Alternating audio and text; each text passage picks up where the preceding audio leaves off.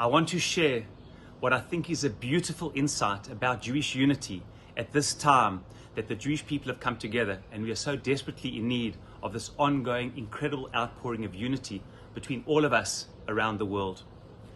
Rav Shalom of Belz, from the Belz of Chassidut, asks a beautiful question.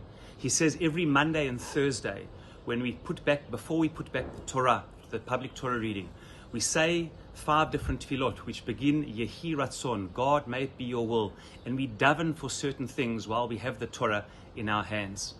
But incredibly, the last one starts Achenu Kol Beit Yisrael, the famous song we all know, that when all of the Jewish people stand together, Hashem redeems us from the darkness and the difficulty and the distresses of life. Why does this one, say Rav Shalom, not start with Yehi Ratzon, may it be your will?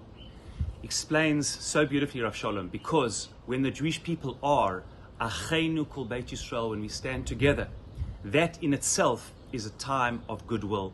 The goodwill is when we are all together as one people. That is perhaps the greatest goodwill of God that there can be. After so difficult, divisive last 9 months that they've been, we knew something drastic it was going to take to bring the Jewish people together. None of us thought it would be the horrific scenes that we saw in Simchat Torah that we're still reeling from, and will take weeks, months and years to try and work out exactly what has happened.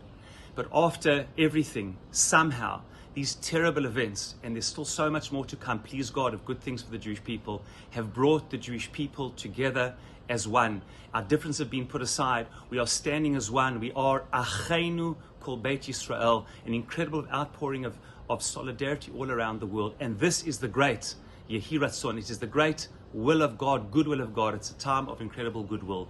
Almost nothing can stand in the way of the Jewish people when we stand together Ke'ish Echad B'Lev Echad, as one.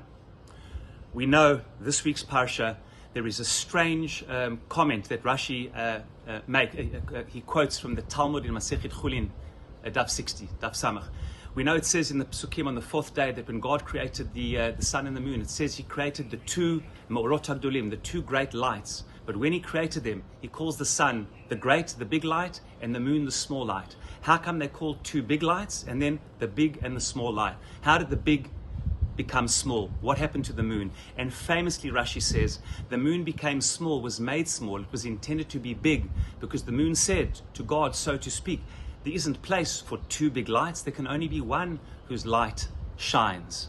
This is the root of the mistake of arrogance. When we think our light shines better than others, our view is right. We've got the great light. We can't both be leading. There isn't room for these 2 views. But that's not true. There's room for different lights when a person can make room within their views, within their communities, within the Jewish people, that they're different views, they can all shine, and there's room in the darkness for all of them. All of our lights are shining now. The Jewish people is reeling at this time. As many of you know, our family has been through and is going through such a difficult time, like so many other families in Israel. And we want to thank you, my wife and I and our family, from the bottom of our heart for the incredible outpouring of tefillot, of love, care and concern. We so deeply feel in ways that words cannot explain the sense of Ish Echad B'Lev Echad, the tefillot for our son Yonatan Tzvi, who's making a wonderful recovery, Baruch Hashem. Thanks so much to your tefillot. Our son Daniel Shimon, Ben Sharon, who is still in need of so many tefillot, along with all those who have been injured, who have been captured, who are missing in action.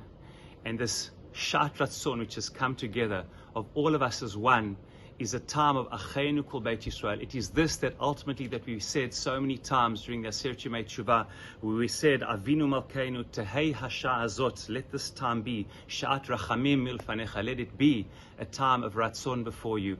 We hope and pray that from this Shabbat of Bereishit, as we begin to read the Torah, that we emerge from the Tohu Vavohu of the incredible disarray into the light, a time of unity, a time of love, a time of togetherness, a time that Hashem should shine the brightest light, which we so desperately need at this time going forward.